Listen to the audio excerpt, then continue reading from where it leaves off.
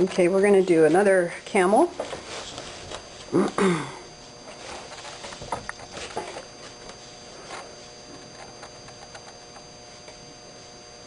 going to just start with sort of a shape for the head here.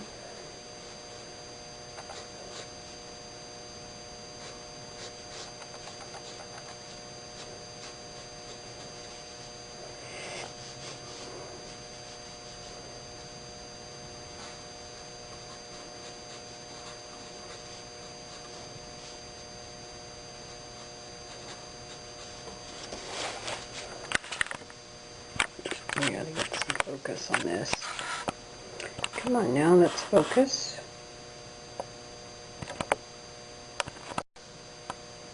There we go. Okay.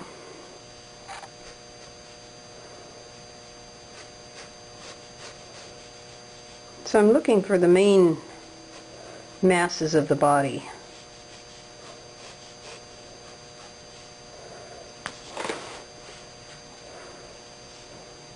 And the Bactrain camel is more stout. It's not as slender built as the other one.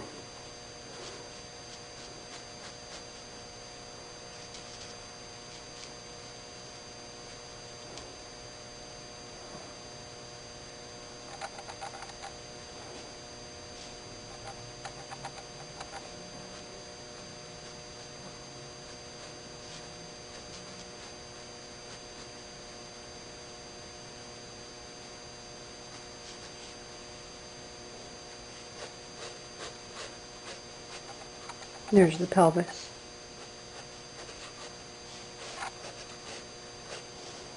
So I'm feeling my way through the form here in the masses of the animal. There's you got to think about the armature, and you think about the mass of the animal. In other words, the form is what makes up the mass. Okay? So there's my armature, and I've kind of, you know, once you get a little more natural with the flow of construction, some things are going to move on to form and subform, and some things are going to lag behind a little bit, like in this case the way I started this. But by now you should start to have more of a organic flow, an organic feel for connecting these ideas together. So some parts will be in a little more development than others. If you're doing live, it's very important that you try to capture as much as you can in the first few strokes of that armature, because the animal will move around on you. It's going to make it very difficult for you to try to find yourself again, find that animal's placement when he's changed his position. But if you're at a zoo, fortunately the animals come back to their other position again sooner or later. So. And if your subject moves, there's always other subjects nearby that look just like him to pick up. So you're not trying to copy, and you're not trying to replicate or make a portrait of a particular camel, but you're really, a gesture is about capturing the essence, and that's really what it's about, is that essence and personality and characteristics of the animal. Okay, so now I'm going to get a little close in on the head over here for you, and we'll go from there. So now I'm working out some of the subforms. These are the secondary forms that emerge. Okay.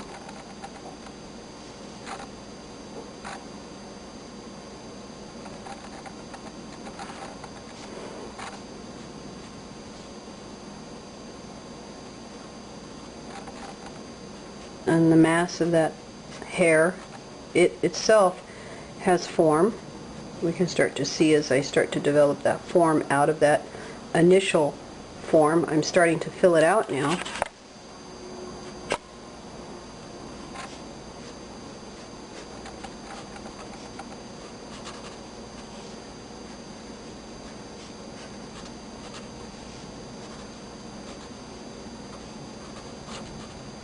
I have a lot of hair. To see, my initial chest line was here, But then once you include all of the mass of the hair, it actually will drop some of that down. Okay? And the elbow is located in here, the ulna. It's right about here, and we'll get that ulna and radial. That's probably the true bones of the leg on the interior part. But because this guy has so much hair, we have that form of the masses of that hair to consider as it sort of wraps around that shoulder. Okay. Let me get down here on the feet a little bit.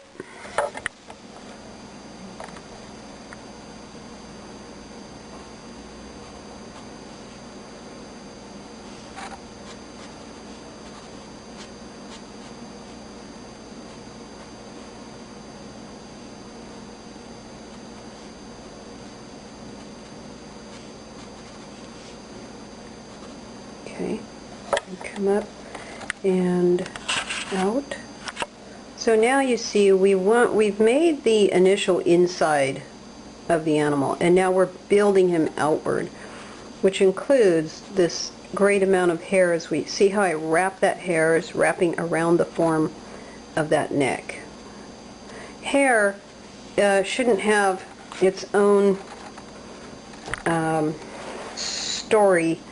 It should support the main story of the animal you're drawing. In other words, the hair should support the form and the idea of the whole animal. If it starts getting too erratic and the lines are too crazy, the hair begins to pull attention away from the whole idea. And so you want to be able to make sure when you're doing hair you have complete control of how you're interpreting that hair. Okay, so here I'm using the hair to help scallop out the humps. And then contouring around that belly where that belly hair would gather through that animal there. And there's the flank. Okay. And we know that this big camel has knee calluses. You see those big ringlet type heavy knee pads.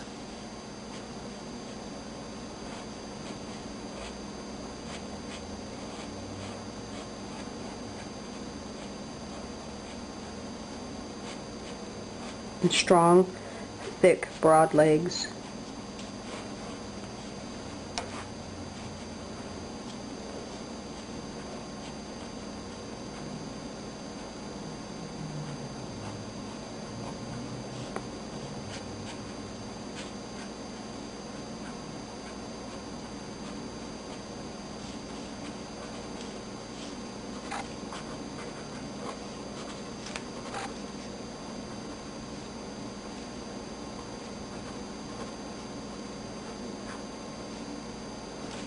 Okay.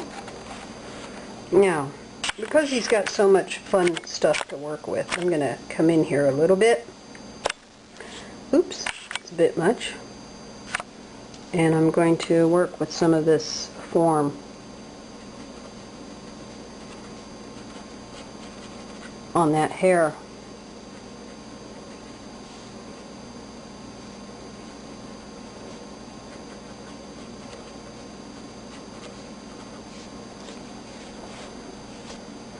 Coming up and around that shoulder, around that scapula, around the neck, through the chest there, around the underside of that neck, see?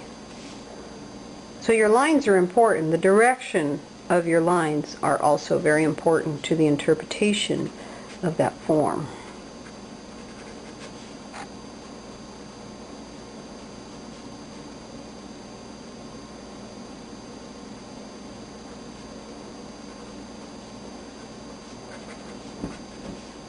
Okay, now we can come back in with our wash pen and let that form pop a little more. So I'm gonna. You don't always have to work with the wash pen, but I like it. You know, I think it adds a lot of character, helps push the form. See, I come in on the underside.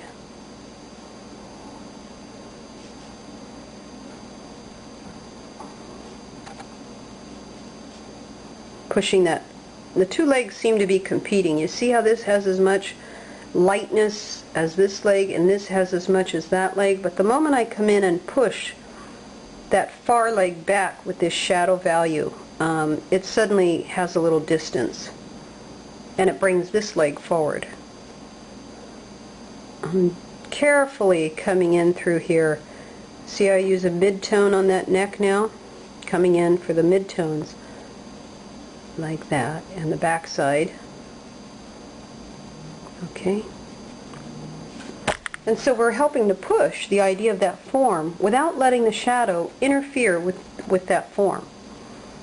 That's very important. You don't want your value lines, light and dark lines, you don't want your value lines to interfere with the interpretation of the form. This is draftsmanship. It's not painting, and it's not really about full rendering. What we're doing is keeping the lightness of the gesture, in other words, that lightweight, spontaneous feeling of the gesture. At the same time, we're helping to develop that form just a bit more. Okay? And there we go.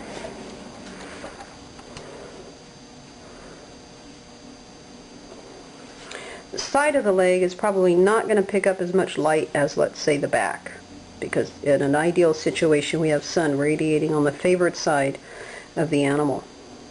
Now I'm going to come in here, push a little shadow line away from us. There we go. Just darken it around the feet just a little, and then let it drag outward, and that's going to help us get that interpretation of that light fall across that animal. There we go.